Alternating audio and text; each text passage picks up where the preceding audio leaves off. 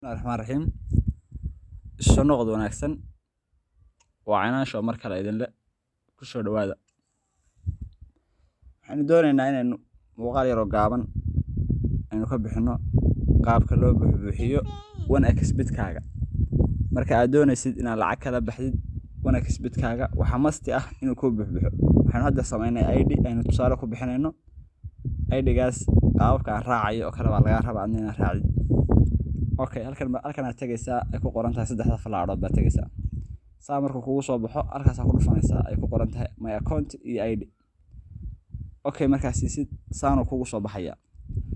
Kadib markuu sidaa kugu soo baxo waxaad tagaysaa halka ay ku qoran tahay personal profile aan calaamadda ku dul marinayo. Markaad tagtid halka sida tan ayuu loogu wareegayaa saano kugu soo baxaya. Kadib waxaad tagaysaa halka ay ku qoran tahay qalinku. dadka qayb baa meelahan hoose galgala oo meelo kala taabta fadlan macmiil meel kala taaban halka kaliya aan ku tilmaamayo taabo halka qalinka soo fur qalinku markuu san kugu soo baxo saddexda magac oo horeeya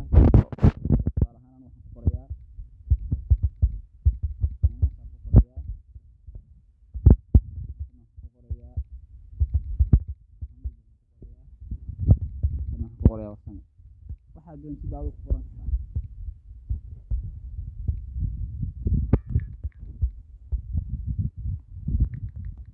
iyo waxaad doontid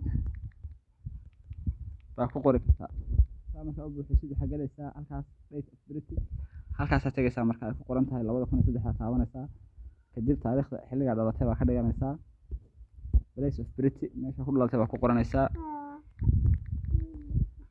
kadib regionka isaga ku maamulaya Muqdisho aad tagaysaa Muqdisho markaa tagtid city aad tagaysaa iyana Muqdisho ka tagaysaa halka ay ku qoran tahay address-ka 1 2 3 4 5 ku qoraysaa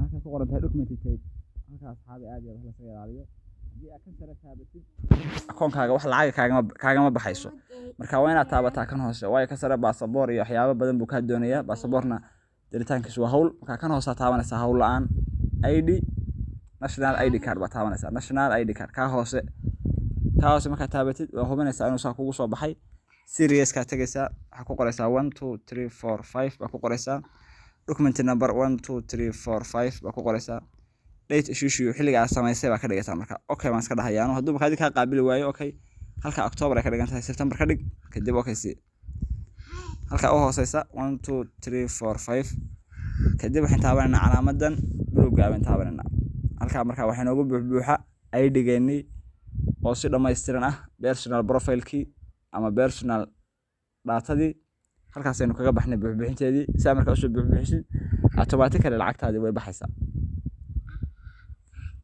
Wabillahi tawfiiq. Assalaamu calaykum waraxmatullaahi wabarakaatuh.